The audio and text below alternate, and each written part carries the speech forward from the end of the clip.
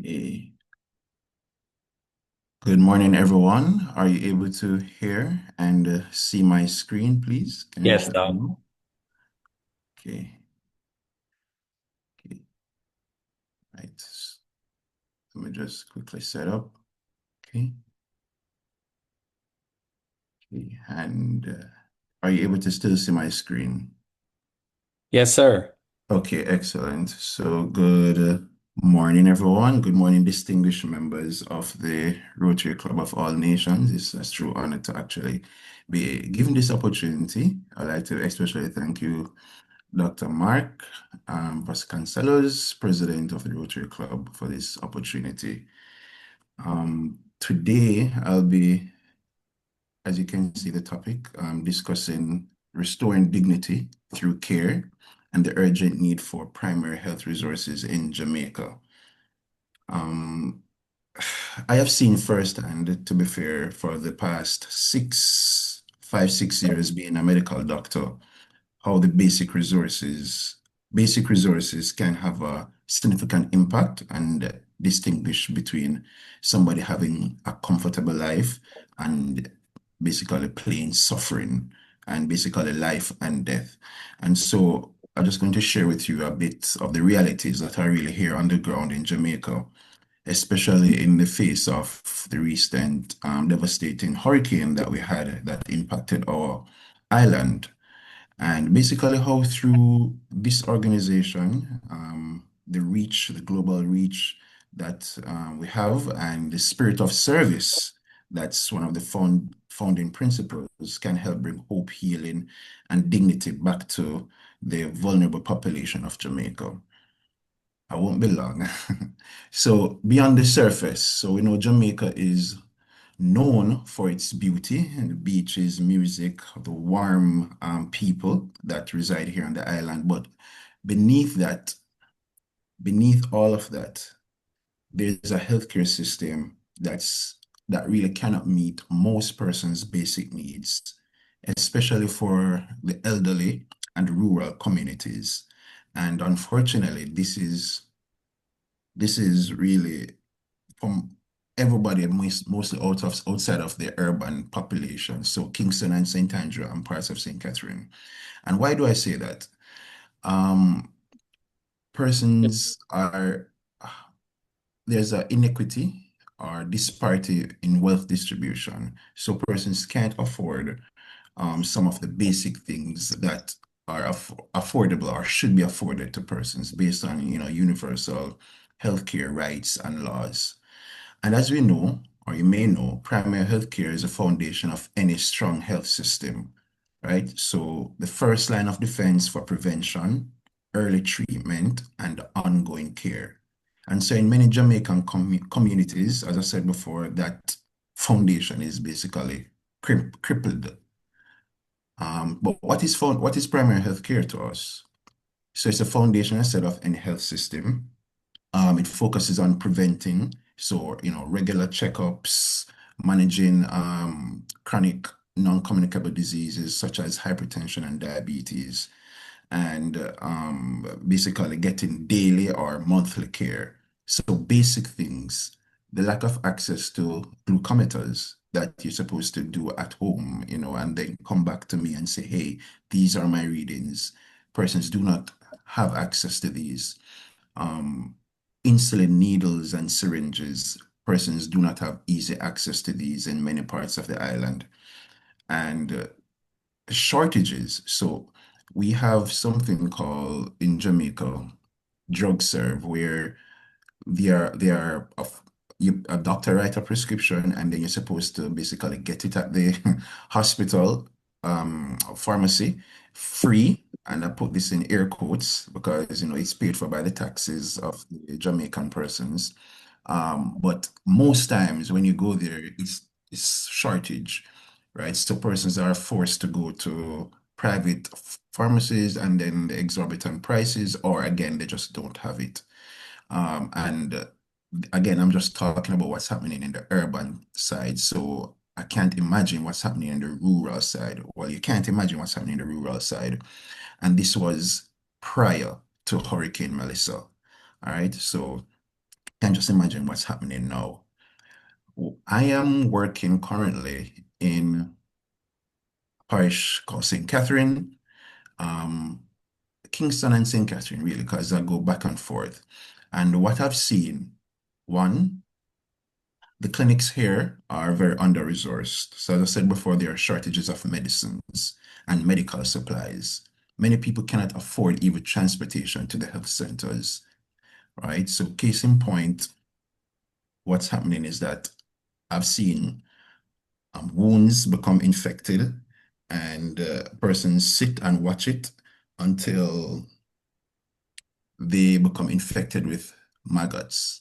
So I know in the first world, I don't even probably know what is a maggot. We call it meiosis to wounds. And then they will say to me, Dr. Taylor, I've been unable to come to see you because there's no access, there's no vehicles on the road and the road is damaged. Um, but and then in my rural community, the doctor doesn't come every week, or the doctor doesn't only comes once every other week, and so I'm unable to get it dressed. So the rural health centers are very under-resourced in terms of one, human resource, and two, actual medical equipment. So there's also a nursing home crisis.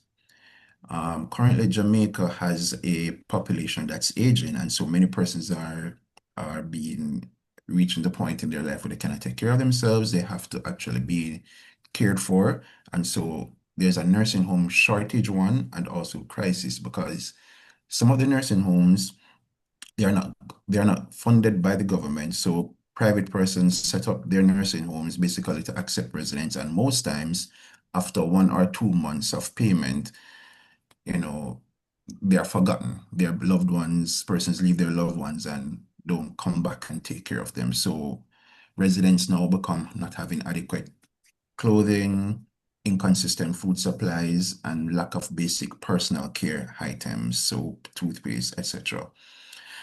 Notwithstanding, also, many of these nursing homes are compounded by not well elderly people, but sick elderly persons. And they have chronic diseases, as I mentioned before. So there is an issue in treating their high blood pressure issues, their diabetes issues, their heart disease issues, and stroke.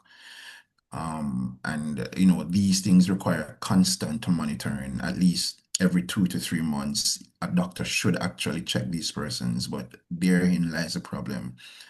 The persons in charge of the nursing homes are overwhelmed because, you know, they set up their thing to provide shelter, but they are doing more than that and forced to do more than that.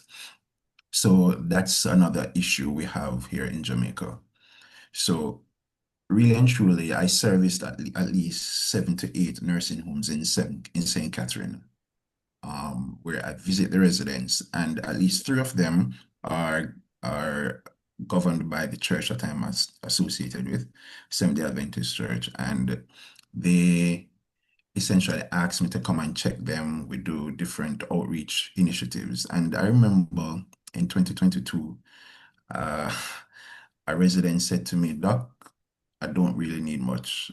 All I need was just some clean water to tidy me and to take my medication, somebody to give him my medications. And after he said this to me, I was so touched. I was saying, how can I get more assistance for him? Sadly, he would have passed a year ago, but I'd have done my best in the time he was here, to basically check him almost every month. His diabetes was out of control, etc. But I got help for him, and most of this was out of my own pocket. Um, but really and truly, as I said before, many residents do not have no family, dependent entirely on the caregivers.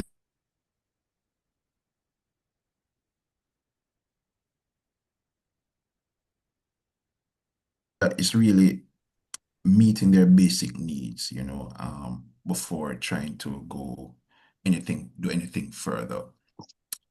Another sad reality I must mention here is that what happens is that many times persons not only carry them to the nursing homes and leave them, but carry them to the public hospitals. So especially here at this hospital that I am working at, We see they come in, they carry them there, and they leave them and say, "This is it. This is two Pampers, or this is two things. This is what they have." And before the end of the day, the caregivers are nowhere to be found, and so the hospitals themselves supply run low, and there's nothing much to support. Again, this is my experience prior to Hurricane Melissa. So you can imagine what's happening right now. So this is more or less, this slide is saying more or less the same thing that it says. Hypertension, diabetes, heart disease, and stroke are the main conditions that affect the population here in Jamaica, and they require consistent care and medication, right? Poor nutrition and just the mental stress and anxiety of where the next meal is going to come from always worsen their outcomes. And as we know, if it is that you're not properly have proper nutrition, healing cannot take place. So you must have seen what's happening on the television in terms of the devastation that has been happening in Jamaica, right? So it's one of the most devastating storms, Melissa, to hit Jamaica in recent years. It destroyed mostly the middle to western side of the island, including infrastructure to the health centers and hospitals on that side of the island. And so many of those patients are now forced to come to the eastern side of the island for treatment. And there is still, even though it's been 2 weeks, 2 weeks since the hurricane, many areas still remain without running water. They don't have electricity. Slowly coming on stream, but majority of Westmoreland, St. Elizabeth, still without light or electricity, sorry. And so certain medications that definitely require electricity for its sustenance and keep its quality, such as insulin, are affected. So basically all those gone bad, basically after 6 to 8 hours. And so that's a challenge. Insulin, um, and of course, other medications are stored on the fridge. None are coming to mind now, but you can just imagine. And then even though we have generators, generators go short because of lack of gasoline or petrol to support that. So that's what's taking place. Um, the immediate impact, facilities lost their roofs, the medical supplies were destroyed because of flooding, and so persons are just barely surviving.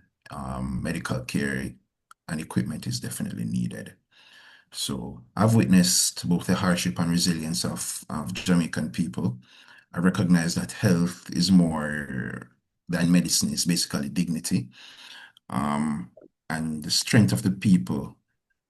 And let me touch back on that dignity issue just for a moment. I recognize that even in the face of lack of resources for themselves, persons are still trying to offer me, the doctor, to say, "Doc, I cannot pay you monetarily for your job." Nor do I, sometimes I do ask them, but they try to give me back like a hand of banana, planting, something like that to say, "Here, this is my payment." And I've learned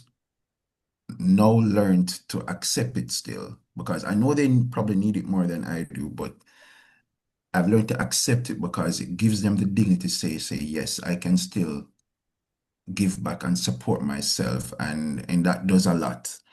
So the strength of the people um is important, but having is not strength alone. It shouldn't mean that you should suffer because you have been going along all along. So dignity is very important to medicine. So as I said before, these are some of the things we need the most: medical supplies, some blood pressure monitors, some glucometers, some wound care kits, thermometers, basic first aid equipment, basic necessities, such as clothing and bedding. Personal hygiene products is important. Non-perishable food items are important, and nutrition supplements. By and large, what I have been doing and some of the organizations I am in alliance with, we have been lobbying for or bringing awareness to the relevant health bodies as to what they can target most and where the need is most, and pointing them in their direction.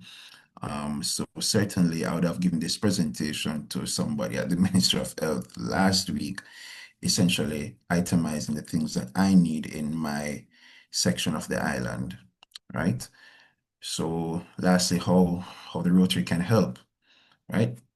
Partner with local Rotary clubs in Jamaica. I know Rotary Club existence from high school days, right? Through I call it T Club, I believe, right? So we can partner with them and mobilize them and empower them to do more. Donate medical supplies and equipment, sponsor hygiene care kits, raise awareness and funding globally. And one of the big things, solar, it's very important, support solar and water projects for clinics in the rural sections of the island, right? So we know one of the shared values of Rotary Club is service above self, right?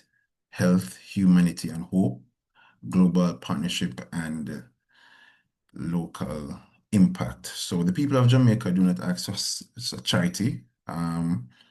They ask a partnership. They ask to be seen. They ask to be remembered and to be given a fair chance to live healthy lives and dignified lives. So on behalf of the residents, I ask of this club to listen to us, and whatever support you can offer in restoring hope, health, and humanity to those who need it most. Thank you very much for your time and for listening to me.